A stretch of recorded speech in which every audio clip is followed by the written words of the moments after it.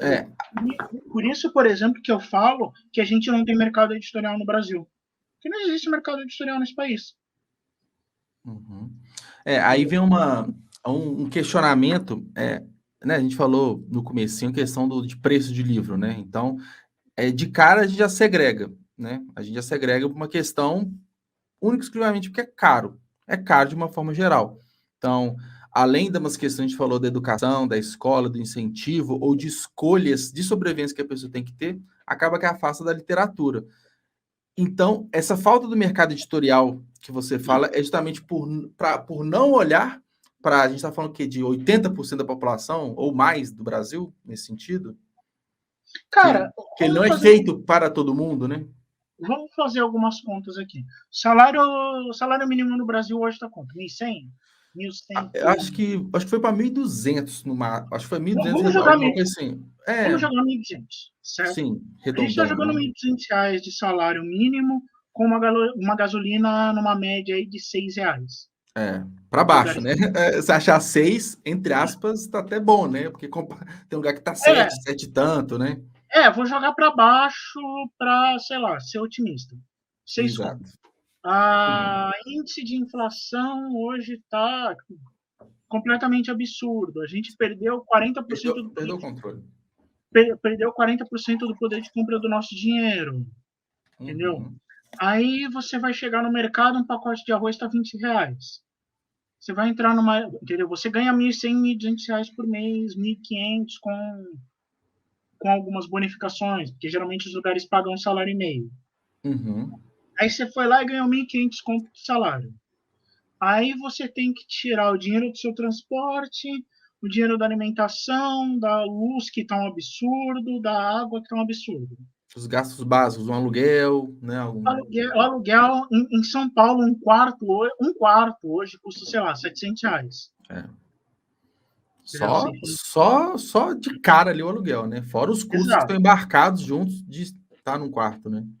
Eu te dei todas essas pauladas.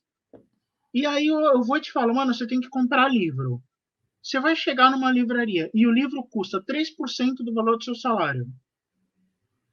É. Você vai comprar um livro ou você vai comprar 2 pacotes de arroz? Eu não. Obviamente não tem nem discussão quanto a isso, né? Do Um tipo, livro, uma necessidade básica que tá caríssimo e não dá margem para o entretenimento, para um lazer, para um estudo. Não dá margem. mesmo que a gente leve o livro ali na ponta de faca cultural, falar que literatura e cultura é a chave para o seu crescimento e que ela é essencial, o livro como objeto, ele não. E aí eu estou falando de objeto mesmo, de preço, de olhar Uhum, na capa do negócio e ter um 30 lá. sim. Não estou falando de valor intrínseco, tá? Quando a gente fala de preço do negócio, o livro ele não está mais disputando com outro livro. Ele está disputando, por exemplo, com um pacote de Todd, entendeu? Sim, Para você sim. fazer uma graça para o seu filho pequeno. Ele está disputando com arroz, com feijão, Hum. com o princípio da cesta básica. E a gente está falando de uma realidade que, assim, não é uma pessoa, não é um estudante morando sozinho ganhando 1.200 de estágio. É um cara que sustenta uma família, uma mulher que sustenta a família também. Então, Exato, entendeu? é A aquela gente. coisa, e não sobra, tipo, falta. A questão é falta, né? É, Falta. essa realidade, esse universo, não, esse universo, essa realidade que a gente vive, ela não propicia nada muito além do que o básico. A gente fala de faltar o básico, né? E a gente não está Não, falando nem de um então. lazer no parque, alguma coisa, um entretenimento para criança, alguma Não, coisinha não. assim. Não estou falando de nada disso, entendeu? Não estou falando de lazer, não. Tipo, você vai gastar os 1.500, não vai sobrar dinheiro, Uhum, entendeu? sim. É, talvez sobre aqueles 50 conto para você deixar na poupança muito custo, mas a grande maioria esmagadora de 80% da população não vai sobrar dinheiro. Até porque tem os imprevistos, a gente falou, né, brevemente que de economia, Uhum, o que mais vai ocorrer são imprevistos, o que mais vão ocorrer são dúvidas, incertezas, a gente não tem uma segurança, uma estabilidade, né, no contexto atual que a gente vive. Então, Não, Às vezes 50 conto ele vai embora com algo que, pô, deu merda aqui, vou ter cara, que... 50 conto eu gasto na padaria aqui de casa. É. Você compra meia dúzia de pão, presunto, um queijinho, um leite, alguma coisa, dá 50 conto. É, fácil. E aí eu tô vendo a galera Sim. comentar aqui nos comentários, ah, mas e o livro digital? O Thiago Cabral falou uma coisa embaixo que é verdade.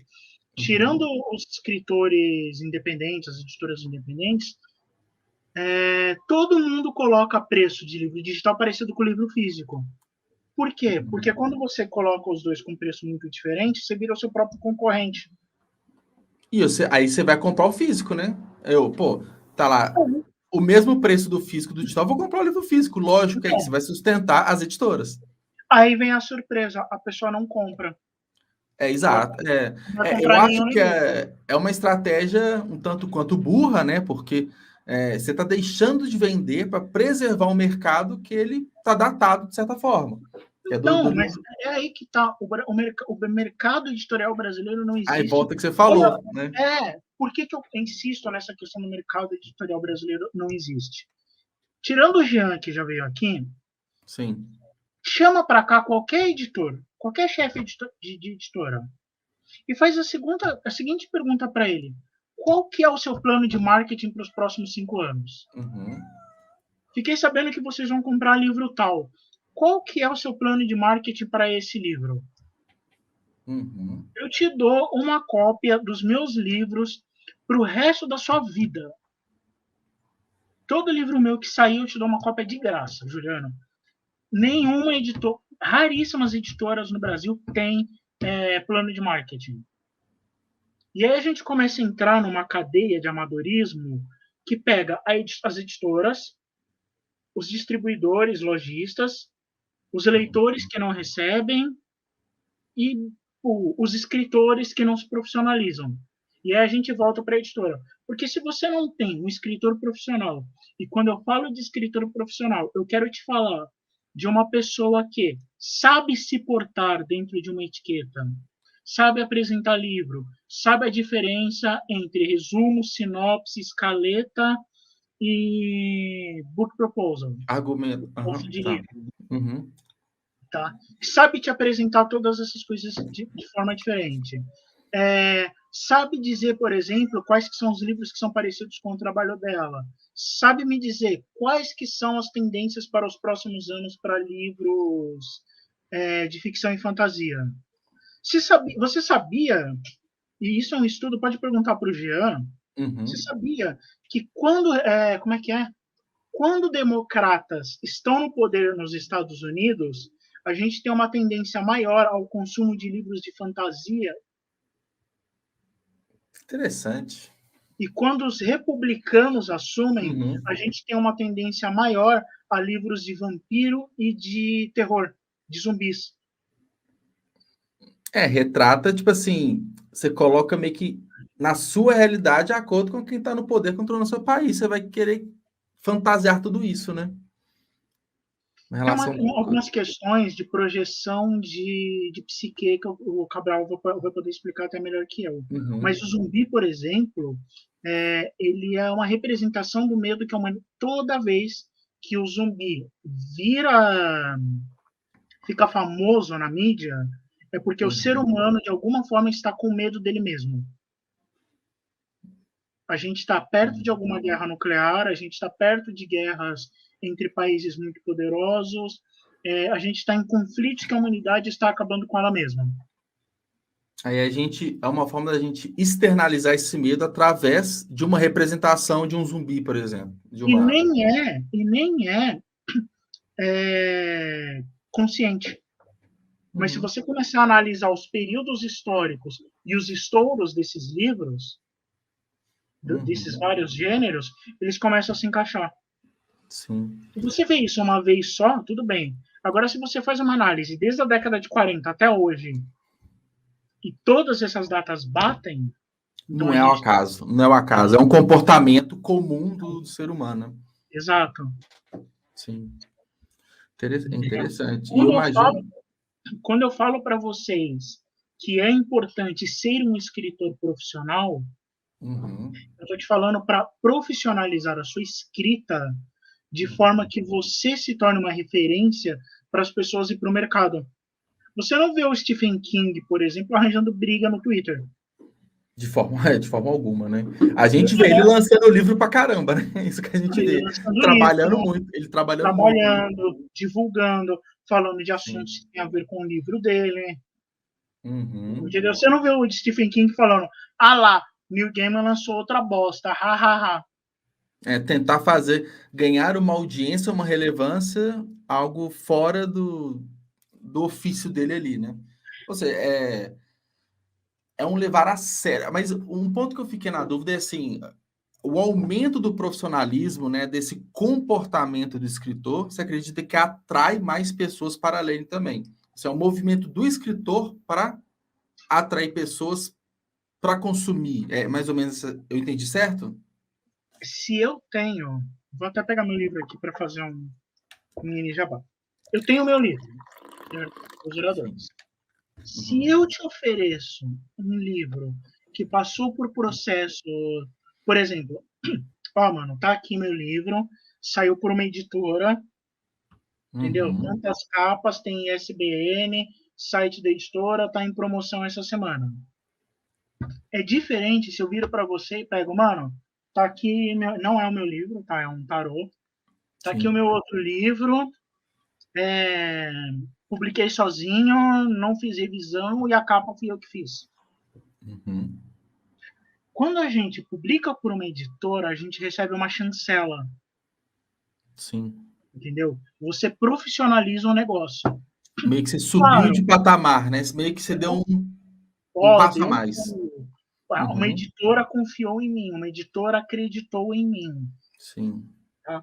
Claro, aí a gente tem um monte de outras discussões sobre profissionalismo de editora, sobre o porte da editora, o que ela tem que fazer ou não, o que é responsabilidade da editora ou não. Mas, de Uhum. maneira geral, quando você começa a se profissionalizar e as editoras começam a vir atrás de você, os leitores começam a te receber de maneira diferente. Entendi. Porra, entendeu? Eu chego aqui para vocês e falo, galera, eu já publiquei com a Draco, com a Andros, com a Uhum. Império, a Quimera, Jambô, puta, até esqueci, a revista Trasgo, até esqueci todas as editoras, Multifoco, mas você percebe que você começa a mudar a sua postura de como você me recebe. Pô, o cara Sim. já tem um monte de livro num monte de lugar. Uhum. É assim, já tipo, é meio que o seu currículo cada vez mais recheado, vamos colocar assim, e ele naturalmente vai ser mais atrativo para quem está buscando algo ali no gênero que você escreve. Exato, entendeu? Pô, o cara, pô, toda editora que eu olho, esse cara tem alguma coisa publicada, essa moça tem uma coisa publicada, Sim. e aí a gente dá o segundo passo. Pô, mas publicou por editora grande, publicou na Companhia das Letras. Eita! E aí todo mundo já olha, cara, publicou na Companhia das Letras, publicou na Gutenberg. A gente já coloca aquela premissa que é um livro bom. É um livro Ah, é bom. bom. É Porra, bom. indiferente se é uma E a gente fala porcaria ou assim, não. às vezes o problema é eu que não gostei. O livro é bom, mas não foi para mim, né? A gente colocar a culpa na gente, não na obra, né? Enfim, porque já tem essa chancela. Exato, mas eu já ganhei uma chancela do mercado. Outros Sim. escritores olham para mim diferente. Outras editoras já falam, porra, o cara conseguiu. E aí, Sim. quando você bate nisso, pô, mas não vendeu também. Não, não vendeu também. Ah, mas aí a editora também não divulgou. Pô, mas aí o cara também era primeiro livro. Entendeu? Uhum. Você começa a cair em outra peneira.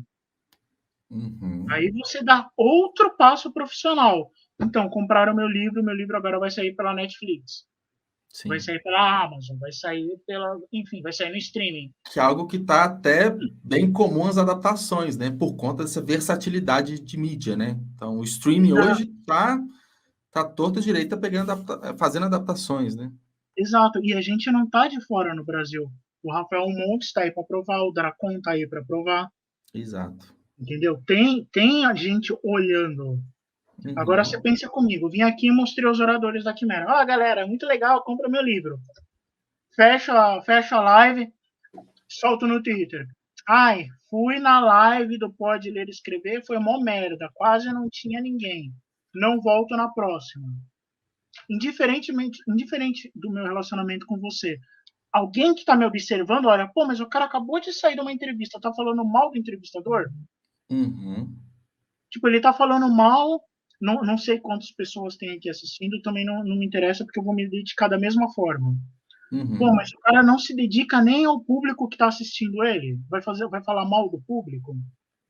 Ou você faz parte do público, você me olha no Insta e no Twitter e fala, nossa, mas dei 1 hora da minha vida para aquele cara, para ficar ouvindo as baboseiras dele, e ele sai e fala que eu sou uma merda, que eu sou ruim, que Uhum. não valeu a pena. Não vou comprar o livro dele, porque, Uhum. entendeu? Não gera conexão.